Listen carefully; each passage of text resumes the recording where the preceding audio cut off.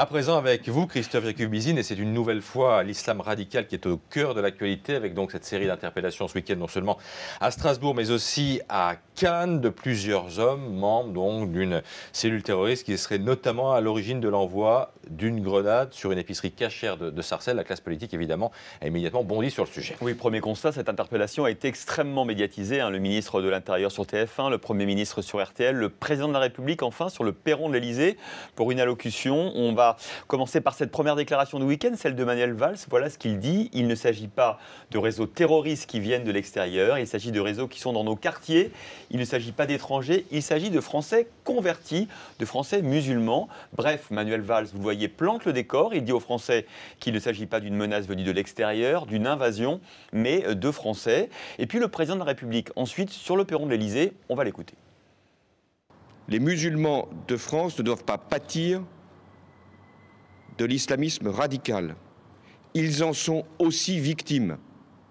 Une question, le gouvernement en fait-il trop, Christophe? Alors on peut se demander en effet s'il n'y a pas une exploitation politique de ce coup de filet. Un coup de filet quand même opportun et réussi, malgré la mort d'un homme qui avait quand même tiré sur les policiers. En vérité, si le gouvernement est monté aussi vite sur le front de la communication et aussi massivement, c'est parce qu'il y a une autre bataille qui se livre en coulisses, la bataille du vivre ensemble, la bataille de l'amalgame entre l'extrémisme religieux d'un côté et la religion musulmane de l'autre. Cette bataille-là, on l'a vu ce week-end, elle se livre entre la droite et la gauche, mais elle se livre aussi au sein même de la droite. Mais oui, Christophe, c'est vrai, à droite, la bataille pour la présidence de l'UMP se cristallise sur la manière d'aborder la place de la religion musulmane en France.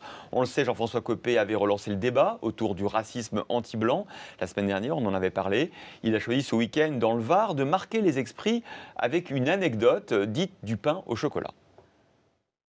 Il est des quartiers où je peux comprendre l'exaspération de certains de nos compatriotes, pères ou mères de famille rentrant du travail le soir, apprenant que leur fils s'est fait arracher son pain au chocolat à la sortie du collège par des voyous qui lui expliquent qu'on ne mange pas pendant le ramadan.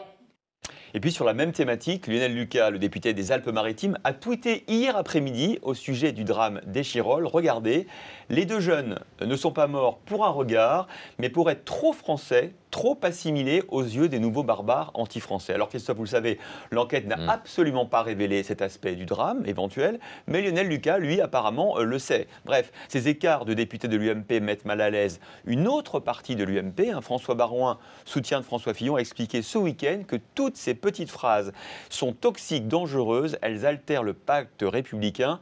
C'est une erreur d'analyse. Et puis, ce matin, j'ai envie de dire, Christophe, que on peut regretter qu'à droite comme à gauche, finalement, le débat politique se focalise une nouvelle fois sur le problème religieux. Il y a sans doute beaucoup d'autres problèmes en France. Merci beaucoup, Christophe. Et à